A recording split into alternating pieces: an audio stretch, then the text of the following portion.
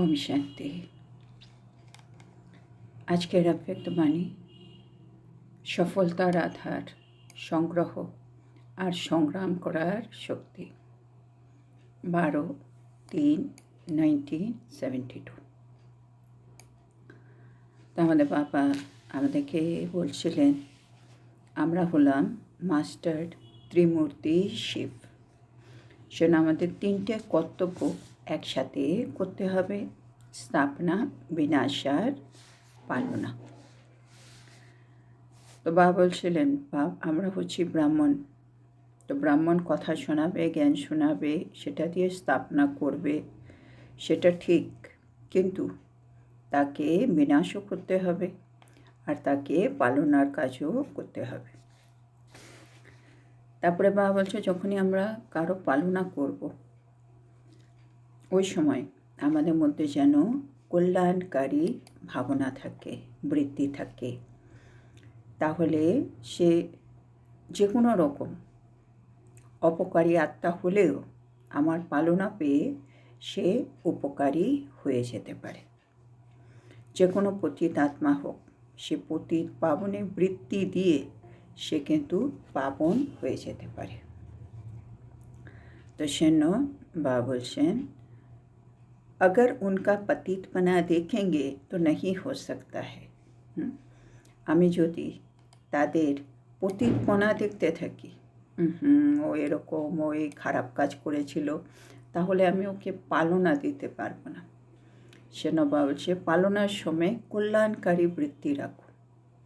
এবার বাবা एग्जाम्पल দিয়ে বোঝাচ্ছেন, जैसे माँ कब बच्चों की कमजोरियों को या कमियों को नहीं देखती है, उनको ठीक करने का ही रहता है। বলছে দেখো, মা কখনো বাচ্চাদের অবগুণ বা তাদের দুর্বলতাকে দেখে না। তারা সব সময় তাদের ফোকাস কি এর এই অবগুণটা শেষ হয়ে যাক, এই দুর্বলতাকে পার করে সাহসী হয়ে যাক। ও কখনো অবগুণ বা দুর্বলতাকে নিয়ে বলতে থাকা, তাকে বারে বারে শোনানো, এসব করে না। ওর একটাই কল্যাণকারী ভাবনা থাকে মার, কি সন্তান যেন এই অবগুণগুলো থেকে বেরিয়ে আসে। तो ये पालने का कर्तव्य इस रूप में सदा स्थित रहने से यथार्थ चल सकता है। तो बाबा বলছে আমরাও যদি পালনার কর্তব্য করতে চাই, তা আমাকেও সর্বদা স্থির থাকতে হবে আমার যথার্থ রূপে। তারপরে বাবা আবার বলছেন जैसे माँ में 2 विशेष शक्तियाँ सहन करने की और समाने की होती है। বাবা বলছে যেমন মায়ের মধ্যে 2টো শক্তি থাকে বিশেষ, একটা হচ্ছে সহ্য করার শক্তি, একটা হচ্ছে সমাহিত করার শক্তি। वैसे ही हर आत्मा की पालना करने समय भी ये दोनों शक्तियाँ यूज़ करो तो सफलता जरूर हो। তো বাবা বলছেন আমরাও যদি যখন আত্মাদের পালনা করছি, তখন যদি আমরাও এই 2টো শক্তি, সহ্য করার শক্তি আর সমাহিত শক্তি, এই 2টো শক্তি যদি আমরাও ব্যবহার করি, তাহলে আমরাও সফলতা পাব। लेकिन अपने को जगत माता व जगत पिता के रूप में स्थित रह करेंगे तो আমরাও যে কোনো আত্মাকে এই 2টো শক্তি ব্যবহার করে পালনা দিতে পারি, আমরা সফলতা পেতে পারি। কিন্তু এটা কখন হবে? বাবা বলছে যদি আমরা নিজেকে জগৎ মাতা বা জগৎ পিতা রূপে স্থিত করি, তবেই হবে। তাহলে আমরা এখন থেকে হলাম জগৎ মাতা, আমি হলাম জগৎ পিতা, সকল আত্মা এই সংসারের হচ্ছে আমার সন্তান। তাদের মধ্যে যেরকমই আসুরি গুণ থাক, তারা অপবিত্র থাক, অবগুণ থাক, দুর্বলতা থাক, আমার কাজ হলো তাদের পালনা দিয়ে তাদেরকে ভালো করে দেওয়া। তার আমার কল্যাণকারী বৃত্তি সবসময় সবার জন্য কাজ করবে। अगर भाई बहन का रूप देखेंगे तो तो उसमें संकल्प आ सकता है। বলছে যদি আমি আমার দৃষ্টি ভাই বোনের রূপে রাখি, আরে এ তো আমার ভাই, এ তো আমার বোন, তাহলে বাবা বলছে তোমাদের সংকল্প চলবেই, তাই না? ও আমার ভাই, কিন্তু আমি কেন এত করব, ওরও করা উচিত, ও ভাই হয়েছে তো কি হয়েছে, বা ও বোন হয়েছে তো কি হয়েছে, কিছু না কিছু সংকল্প চলবেই, আমি এত কেন করব, বা ও এত কম কেন করবে, কিছু না কিছু চলবেই, একটা ব্যাপার, সংকল্প চলবেই। কিন্তু বাবা বলছে যখনই আমি নিজেকে জগৎ মাতা ভেবে নেব, তখন সংকল্প আর চলবে না। কেন? মায়ের কাজ হচ্ছে দেওয়া, মায়ের কাজ হলো সহ্য করা, মায়ের কাজ হলো সমাহিত করা, মায়ের কাজ হলো পালনা করে তার অবগুণগুলো তার থেকে সরিয়ে দেওয়া। সেজন্য নিজেকে ভাই বোন না ভেবে তুমি নিজেকে জগৎ মাতা জগৎ पिता भावो, लेकिन माँ बाप के समान समझो। माँ बाप बच्चों का कितना सहन करते हैं। বাবা এখন বলছে মা আর বাবারা বাচ্চাদের জন্য কতটুকু সহ্য করে তারা, है ना, কত কি সহ্য করে। अंदर समाते हैं तब उनका पालना कर उनको योग्य बना सकते हैं। হ্যাঁ, অনেক কিছু তারা দেখে শোনে, সেটাকে তারা ভেতরে সমাহিত করে নেয়, তখনই তারা কিন্তু পালনা করে তাদের সন্তানদেরকে যোগ্য বানাতে পারে, না হলে বানানো সম্ভব না। তাহলে বাবা বলছেন এখন আমাদেরও জগতের মা জগতের পিতা হয়ে কর্তব্য পালন করতে হবে। तो सदैव हर कर्तव्य करते समय अपने ये तीनों रूपों की स्मृति रहनी चाहिए। তাহলে বাবা বলছে আলটিমেট কনক্লুশন, সব সময় প্রতিটা কর্তব্য করার সময় নিজের এই তিনটি রূপও স্মৃতিতে রাখো। जैसी स्मृति वैसा स्वरूप और जैसा स्वरूप वैसी सफलता। বাবা এটা একটা ফর্মুলা বলে দিলেন। যেমন বাবা বলছে আমাদের স্মৃতি সেরকমই হচ্ছে আমাদের স্বরূপ, আর যেমন আমাদের স্বরূপ তেমনই হচ্ছে আমাদের সফলতা। তাহলে जैसी স্মৃতি ওরকম স্বরূপ, যেরকম स्वरूप ওরকম সফলতা। तीनों रूप की स्मृति से स्वतः ही समृद्धि आ जाती है। বলছে আমরা যদি আমাদের তিন রূপের কথাই স্মৃতিতে রাখতে পারি, তাহলে আমাদের মধ্যে সব সময় একটা সমর্থ ভাব কাজ করবে। ये भी पोजीशन है ना, আমি আত্মা যদি সমর্থ স্থিতিতে থাকি, এটাও তো একটা ভালো पोजीशन। तो पोजीशन में ठहरने से शक्ति व समर्थि आ ही जाती है। বলছে আমরা যদি স্মৃতি স্বরূপ হয়ে যাই, স্মৃতি স্বরূপ একটা পজিশন আত্মার, আর এই পজিশনে স্থির থাকলে শক্তি বলো বা সমর্থি বলো এটা সব সময় চলে আসে। बाप का नाम याद आवे तो अपने को मास्टर जरूर समझो। বলছে যখনই বাবার নাম আমার স্মরণে আসছে, সাথে সাথে নিজেকে মাস্টার অবশ্যই মনে করো। মাস্টার মানে তার সন্তান। আমরা যেমন বলি মিস্টার বচ্চন, আর তার ছেলে মাস্টার বচ্চন। তো আমাদের হচ্ছে বাবা, আর বাবার সন্তান হিসেবে আমি মাস্টার। বাবা প্রেমের সাগর, আমি মাস্টার প্রেমের সাগর। বাবা পবিত্রতার সাগর, আমি মাস্টার পবিত্রতার সাগর। বাবা দুঃখ হর্তা সুখকর্তা, আমিও মাস্টার দুঃখহর্তা সুখকর্তা। যেন বাবার যখনই নাম স্মরণে আসছে, বাবা বলছে নিজেকে মাস্টার মনে করো। তার মানে বাবার যা কর্তব্য, কেন বাবার নাম মানে সে নামের মধ্যে বাবার কর্তব্য লুকিয়ে আছে। তো যেমনই বাবার নাম মনে পড়লো, আমি নিজেকে মাস্টার ভেবে নিজের কর্তব্যটাও মনে করে নেব। নাম তো সবই কো याद कराते हो ना। হ্যাঁ, বাবা বলছে তোমরা তো বাবার নাম সবাইকে স্মরণ করাতে থাকো। कितनी बार बाप का नाम मन से या मुख से उच्चारण करते होंगे। বাবা বলছে সারা দিনে তোমরা কতবার বাবার নাম মন দিয়ে মুখ দিয়ে উচ্চারণ করতে থাকো। तो तो बाप के नाम जैसा मैं भी मास्टर त्रिमूर्ति शिव हूँ, ये स्मृति में रहे तो प्रत्यक्ष फल होगी। তো বাবা বলছেন আমরা যদি সব সময় বাবার নাম মুখ দিয়ে উচ্চারণ করি বা মন দিয়ে উচ্চারণ করতে থাকি, তাহলে বাবার যেমন নাম কি আমি হলাম মাস্টার ত্রিমূর্তি শিব, এটাও যদি আমার মনে থাকে তাহলে আমি কিন্তু সফলতা স্বরূপ আত্মা হয়ে যাব। তার মানে মনে মনে মুখে মুখে বাবার নাম করো আর স্মৃতিতে রাখো আমি মাস্টার ত্রিমূর্তি শিব। তো সদা সফলতা মূরত বনো, তাহলে তুমি সর্বদা সফলতা মূরত হও। अभी असफलता पाने का समय नहीं है।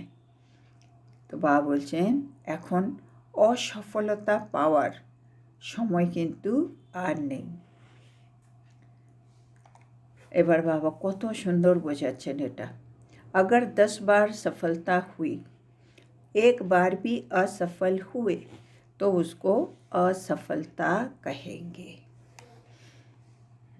বাবা বলছেন এখন সময় খুব কম, জন্য আমি আবার হেরে গেলাম, ঠিক আছে আমি কালকে করে নেব, এবার পারিনি, ঠিক আছে পরশু করে নেব, এরকম করার আর সময় নেই এখন। বাবা এটা বলছেন। বাবা বলছে যদি কোনো একটা বিষয়ে বা কোনো একটা পুরুষার্থেই আমি আত্মা 10 বার সফল হলাম আর তারপরেই গিয়ে একবার অসফলও হলাম, তাহলে বাবা বলছে তোমাকে অসফলই বলা হবে।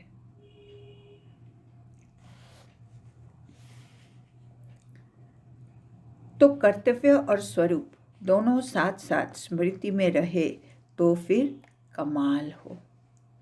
বাবা বলছে সেজন্য তোমরা নিজের কর্তব্য আর নিজের স্বরূপ দুটিকেই পাশাপাশি স্মৃতিতে রাখো, তাহলে বাবা বলছে কামাল হয়ে যাবে, মানে চমৎকারিত্ব হয়ে যাবে। नहीं तो होता क्या है, मेहनत जास्ती हो जाती है, प्राप्ति बहुत कम होती है। বাবা বলছে না হলে কি হবে, পরিশ্রম বেশি হবে আর প্রাপ্তি কমে যাবে। और प्राप्ति कम कारण ही कमज़ोरी आती है, उत्साह कम होता है, हिम्मत उल्लास कम हो जाता है। তাহলে বাবা বলছে প্রাপ্তি কম হলেই কি হবে, দুর্বলতা চলে আসবে, উৎসাহ কমে যাবে, সাহস আর উদ্দীপনাটাও কমে যাবে।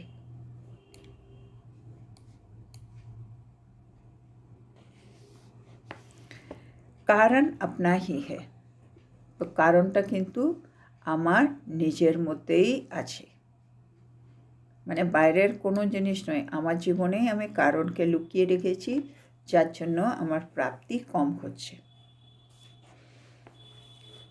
अपने पाँव पर स्वयं कटारी चलाते हो, ভাবলে নিজের পায়ের উপরে নিজেই ছুরি চালাতে থাকো।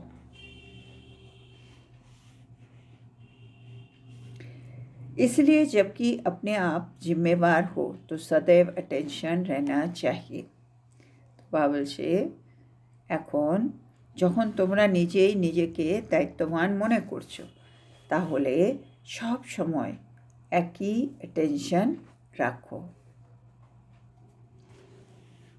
तो आज से बीती को बीती करके स्मृति से अपने में समर्थी लाकर सदा सफलता मूरत बनो।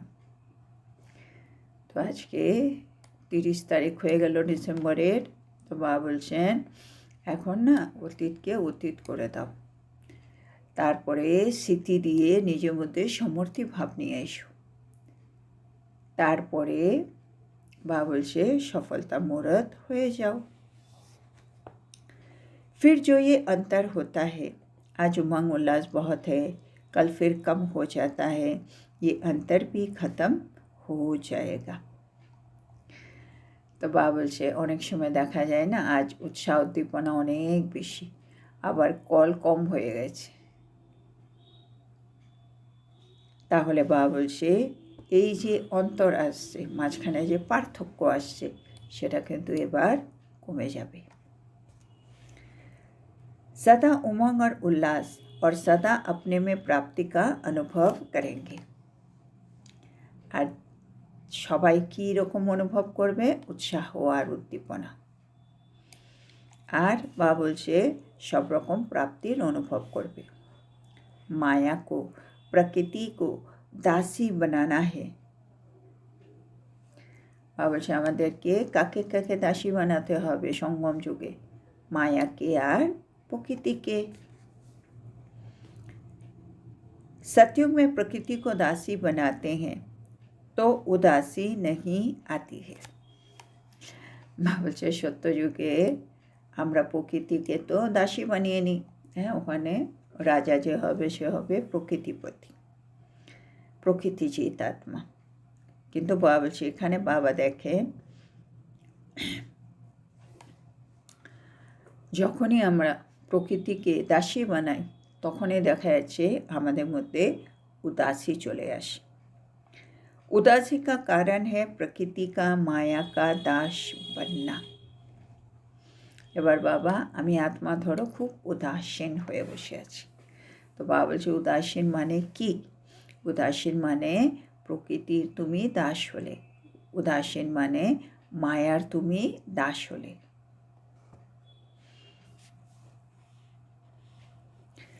अगर उनके दास बने ही नहीं तो उदासी आ कैसे सकती है?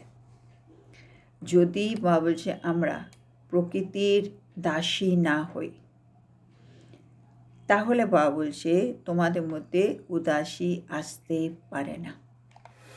তো বাবা এটা একটা আমাদের ফর্মুলা দিচ্ছে, দাস হলেই প্রকৃতি বা মায়ার আমার মধ্যে উদাসীন দেখা দেবে।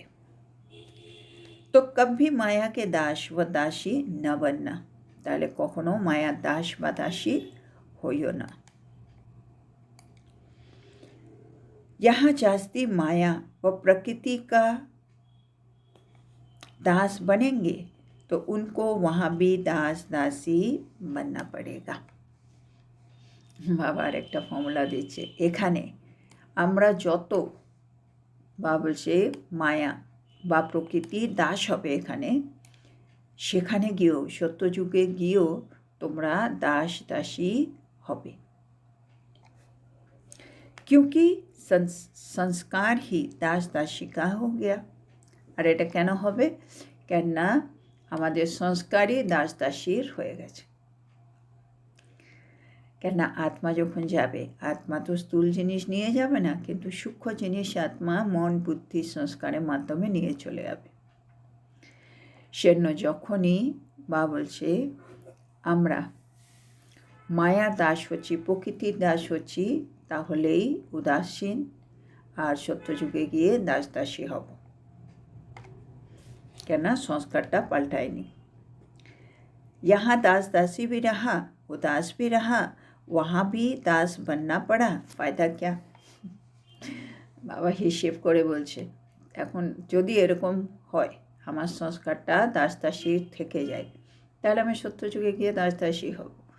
তো বাবা বলছে তাইলে এখানেও তুমি দাস রইলে, তুমি এখানে উদাসও রইলে, আবার সেইখানে গিয়ে আবার মানে সত্যযুগে গিয়ে তুমি আবার দাসী হলে, তাইলে তোমার লাভ কী হলো বলো? লাভ তো থাকতে হবে। আমি এখানেও দাসী, এখানেও উদাসী, সত্যযুগে গিয়েও আবার দাসীই হলাম, তাহলে আর লাভ কী হলো? বাবা বলছে इसलिए चेक करना है, उदासी आई तो जरूर कहाँ माया का दास बना हूँ। সেনা বাবা বলছে চেকিং পয়েন্ট, যদি আমি উদাস হয়ে যাচ্ছি তার মানে কোথাও না কোথাও আমি দাসী। बिगैर दासी बने उदास नहीं हो सकते। বলছে আমরা দাসী না হয়ে উদাস কখনো হতে পারি না। तो पहले चाहिए परख, फिर परिवर्तन करने की शक्ति। তো বলছে এখন আমাদের সবার মধ্যে দুটো জিনিস থাকতে হবে। একটা হচ্ছে পরখ করার শক্তি, আর দ্বিতীয় হচ্ছে পরিবর্তন করার শক্তি। তো কभी असफलता मूर्त न बनना, তো বাবা চাই না আমরা কখনো असफलता मूर्ति হই। ये बनेंगे आपके पिछली प्रजा व भक्त। বাবা যে সব আত্মারা তোমাদের প্রজা হবে, তারা তোমাদের ভক্ত হবে আগামী দিন। अगर विश्व का राज्य चलाने वाले भी असफल रहे तो सफलता मूर्त बाकी कौन बनेंगे।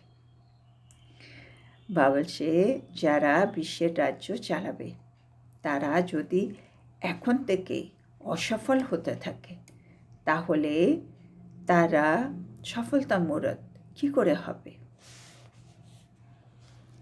दिन प्रतिदिन अपने में परिवर्तन लाना है। তাহলে দিন প্রতিদিন যত যত সময় এগিয়ে যাচ্ছে নিজেদের মধ্যে আমাদের পরিবর্তন আনতে হবে। कोई के भी स्वभाव संस्कार देखते हुए जानते हुए उस तरफ बुद्धि योग न जाए। আমরা কারো স্বভাব দেখব, কারো সংস্কার দেখব, কিন্তু সব কিছু জেনেও আমাদের বুদ্ধিযোগ তার মধ্যে যেন না যায়। और ही उस आत्मा के प्रति शुभ भावना हो। আর এছাড়া বাবা বলছে আমরা সে আত্মার জন্য যেন সবসময় শুভভাবনা রাখতে পারি। তার মানে বাবা বলছে আমাদের নিজের মধ্যে পরিবর্তন আনতে হবে। আমরা কারো স্বভাব দেখলাম যেটা ঠিক নয়, কারো সংস্কার দেখলাম সেটা ম্যাচ হচ্ছে না আমার সাথে, কিন্তু আমার বুদ্ধিযোগ শুধু বাবার সাথে, তাদের দিকে আমার কোনো বুদ্ধিযোগ নেই, আর তাদের দিকে আমার দিক থেকে শুধু শুভভাবনা। एक तरफ से सुना दूसरी तरफ से निकाल दिया, মানে এক কান দিয়ে শুনলাম অন্য কান দিয়ে বের করে দিলাম। उसको बुद्धि में स्थान नहीं देना है, মানে বুদ্ধিতে যেন সেই কথা আমার কোনো স্থান না পায়। শুনে বের করে দিলাম, যেটা বাবা বলে सुनते हुए भी नहीं सुनो, देखते हुए भी नहीं देखो। तब ही एक तरफ बुद्धि स्थित रह सकती है, তখনই আমার বুদ্ধি একদিকে স্থির হয়ে থাকবে। অনেক কিছু শুনছি কিন্তু আমার বুদ্ধি ওদিকে যাচ্ছে না, অনেক কিছু দেখছি কিন্তু আমার বুদ্ধি ওদিকে যাচ্ছে না, আমার বুদ্ধি এক রস স্থির হয়ে আছে। কমজোর আত্মা কি কমজোরি কো না দেখো। হ্যাঁ, এটা খুব আন্ডারলাইন করতে হবে। বাবা বলছেন যত যত সময় যাবে সব আত্মারাই তো দুর্বল হবে, কেন সব আত্মারা তো কোনো কলা নেই, আত্মার মধ্যে কোনো পাওয়ার নেই। বাবার সাথে যদি যোগ লাগায়, বাবার কাছে আসে, তাহলেও কিছু শক্তি আসবে, কিন্তু সবাই তো আসবে না। তার মানে আমাদের আশেপাশে সব আত্মা বেশিরভাগই শেষ সময় আস্তে আস্তে দুর্বল হয়ে পড়বে। দুর্বল যে আত্মা সে সব সময় ভুল করবে, ভুল কাজ করবে। তাহলে আমরা কি করব? আমরা তো শক্তিশালী আত্মা, আমরা দুর্বল আত্মাকে দেখেও তাদের দুর্বলতাটাকে দেখব না। ये स्मृति में रहे कि वैरायटी आत्माएं हैं। আর সেই মুহূর্তে আমরা কী ভাববো, আমরা এটা একটা সুন্দর একটা ড্রামা চলছে, এখানে ভ্যারাইটি আত্মা আছে। আত্মিক দৃষ্টি রাখে, হ্যাঁ, ভ্যারাইটি আত্মা নিজের নিজের পাঠ করছে, অভিনয় করছে, আমি জন্য आत्मा रूपी एक्टर के देखी। आत्मिक दृष्टि आत्मा के रूप में उनको स्मृति में लाने से पावर दे सकेंगे। মানে আমি যদি নিজে আত্মিক রূপে স্থির থাকি আর আত্মিক রূপে তাদেরকে দেখি, তাহলে আমরা তাদেরকে পাওয়ার দিতে পারবো, মানে সকাশ দিতে পারবো। আত্মা বল রহি হ্যাঁ, আমরা যে কথা বলি কে বলছে? আত্মা বলছে। আত্মাকে ये संस्कार है, আত্মার মধ্যে কিন্তু সংস্কারও রয়েছে। ये पार्ट पक्का करना है, এখন এই পার্টটা আমাদের পাকা করতে হবে। আমি আত্মা ঈশ্বরের দিয়ে সব কাজ করছি, আত্মার মধ্যে সংস্কার রয়েছে। आत्मा शब्द स्मृति में आने से ही रूहानियत शुभ भावना आ जाती है, पवित्र दृष्टि हो जाती है। তো বাবা বলছে যখনই আত্মার শব্দ আমাদের স্মৃতিতে আসবে তাহলে কি এসে যাবে? রুহানিয়ত, মানে শুভ ভাবনা চলে আসবে, আর আমাদের দৃষ্টি কেমন হয়ে যাবে? पवित्र। चाहे भल कोई गाली भी दे रहा है, लेकिन ये स्मृति रहे कि ये आत्मा तमोगुणी पाठ बजा रहा है। এই কথাটা মনে রাখলেই সব প্রবলেম সলভ। বা বলছে যদি কেউ তোমাকে গালি দেয় তখন তোমরা স্মৃতিতে রাখবে কি এই আত্মা না এখন তমোগুণী পার্ট প্লে করছে। মানে আত্মা খারাপ নয়, আত্মার এই মুহূর্তের পার্টটা খারাপ। যেমন সিনেমার মধ্যে কোনো ভিলেন এসে গেল, তোমরা কী ভাবি ভিলেনের মধ্যে ও নেগেটিভ রোল করছে। তো ওরকমই আমি কোনো আত্মাকে কোনো খারাপ কাজ করতে দেখলাম, মানে ওর অভিনয়টা এই মুহূর্তে খারাপ, ওকে ও নেগেটিভ একটা অভিনয় করছে, কিন্তু ও খারাপ নয়, ওর জন্য সুভাবনা থাকতে হবে। अपने आप का स्वयं टीचर बन ऐसी प्रैक्टिस करनी है। আর এখন নিজে নিজে টিচার হও আর এরকম প্র্যাকটিস করতে থাকো। ये पाठ पक्का करने के लिए दूसरों से मदद नहीं मिल सकती है। বলছে নিজে নিজে টিচার হয়ে প্র্যাকটিস করতে হবে। তো এই পাঠকে পাকা করার জন্য অন্য কেউ কিন্তু সহযোগিতা করবে না। अपने पुरुषार्थ की ही मदद है। নিজে নিজের পুরুষার্থ করেই তুমি তোমার সহায়তা করবে। আমাদের সকলের নিজের পুরুষার্থ নিজের, কেউ কারোর জন্য কিছুই করতে পারবো না। আমাদের যা বিকর্ম হয়ে রয়েছে সেগুলোকে যোগ অগ্নিতে আমাদেরকে নিজেই দগ্ধ করতে হবে, তার মধ্যেও কেউ কিছু করতে পারবে না। তো সেটা বাবা মনে করিয়ে দিচ্ছে। আমাদের পুরুষার্থে আমাদের কর্মে কেউ সহযোগিতা করতে পারে না। হ্যাঁ, বাবা আমাদের গাইড করতে পারছেন, কিন্তু করতে তো আলটিমেটলি আমাকেই হবে। তো আচ্ছা, এখানে আজকে এই মূল্যটা কমপ্লিট হলো। তো আজকে আমাদের মিষ্টি বাবা আমাদেরকে কি বললেন? বাবা আজকে এক্সাম্পল দিয়ে বললেন মা কখনো বাচ্চার অবগুণ বা দুর্বলতাকে দেখে না, তাকে ঠিক করতে থাকে। মায়ের মধ্যে দুটি শক্তি বিশেষ থাকে, একটা হচ্ছে সহ্য করার, একটা হচ্ছে সমাহিত করার। তো বাবা বলছে এখন আমরাও জগৎমাতা বা জগৎ পিতা রূপে স্থিত হয়ে এই সবাইকে পালনা দেওয়ার কর্তব্যটা করি। বাবা বলছে যদি আমরা ভাই বা ভাই বোনের রূপে দেখি তাহলে কোনো না কোনো সংকল্প অবশ্যই আসতে পারে, কিন্তু নিজেকে যদি আমরা জগৎমাতা জগৎ পিতা মনে করি তাহলে আমরা প্রতিটা আত্মা যা কিছু করছে সেটা ইজিলি সহ্য করতে পারবো, ভেতরে সমাহিত করতে পারবো। সেন বাবা বলছে এখন থেকে প্রতিটা কর্তব্য করার আগে নিজের 3টি রূপের স্মৃতি রাখো। যেমন স্মৃতি তেমন স্বরূপ, আর যেমন স্বরূপ তেমন সফলতা আমরা পাব। তারপরে বাবা বলছে বাবার নাম স্মরণে এলেই নিজেকে মাস্টার ভাববে, মানে বাবা যা আমি মাস্টার সেই। তারপরে বাবা বলছে অনেক সময় আমরা বাবার নাম মন দিয়ে মুখ দিয়ে উচ্চারণ করতে থাকি, এটা আমাদের করা উচিত, কেন আমরা হলাম মাস্টার ত্রিমূর্তি শিব। সেজন্য আমাদেরকে সব সময় সফলতামূরত হতেই হবে। এখন অসফলতা পাওয়ার সময় নেই। বাবা বলছে যদি আমরা 10 বার সফলও হই, একবার যদি অসফল হই তাকে অসফল বলে মনে করা হবে। তাহলে বাবা বলছেন আমাদেরকে এখন আমাদের কর্তব্য আর আমাদের স্বরূপ দুটোই পাশাপাশি রেখে এগিয়ে যেতে হবে, কামাল করতে হবে। না হলে কি হবে? প্রাপ্তি কম, পরিশ্রম বেশি।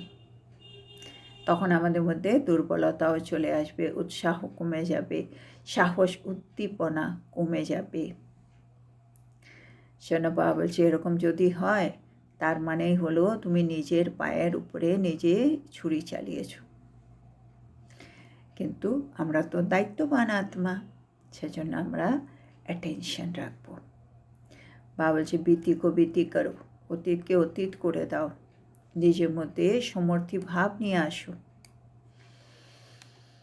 আর বাবা বলছে মাঝে মাঝে আমাদের মধ্যে কোনো দিন উৎসাহ উদ্দীপনা অনেক ভালো থাকে, কোনো দিন আবার একটু একটু কম, কোনো দিন প্রাপ্তি বেশি, কোনো দিন প্রাপ্তি কম। বাবা বলছে এগুলো হচ্ছে উদাস হয়ে যাওয়া। যদি এরকম অবস্থা আমাদের হচ্ছে, তার মানে আমরা এখনও মায়াকে বা প্রকৃতিকে দাসী বানাতে পারিনি। বাবা বলছে যতক্ষণ না আমরা মায়াকে আর প্রকৃতিকে দাসী বানাবো, আমরা এরকম মাঝে মাঝে উদাসীন হয়েই যাব। যদি আমরা এখানে দাস দাসী থেকে যাই, বাবা বলছে ভবিষ্যতে গিয়ে ওখানে আমাদের দাস দাসী হতে হবে, কেন তোমরা দাস দাসীর সংস্কারটা এখান থেকে নিয়ে চলে যাবে, আর সেটা নিশ্চয়ই ভালো নয়। সেজন্য বাবা বলছে পরখ করো আর পরিবর্তন করো। কখনো অসফলতার মূরত হওয়ার দরকার নেই। আগে আমাদের নিজে হতে হবে, তারপরে আমাদের প্রজা তৈরি হবে, তারপরে আমাদের ভক্তরা তৈরি হবে। সেজন্য এখন থেকে সফলতা মূরত হওয়ার জন্য বাবা বলছে মাস্টার ত্রিমূর্তি 3টে কর্তব্য একসাথে করো। তো আজকের এত সুন্দর শিক্ষার জন্য আমরা আমাদের প্রিয় শিব বাবাকে বলবো ধন্যবাদ বাবা, ধন্যবাদ। ওম শান্তি। ओम शांति। धन्यवाद बाबा। गुड नाइट बाबा।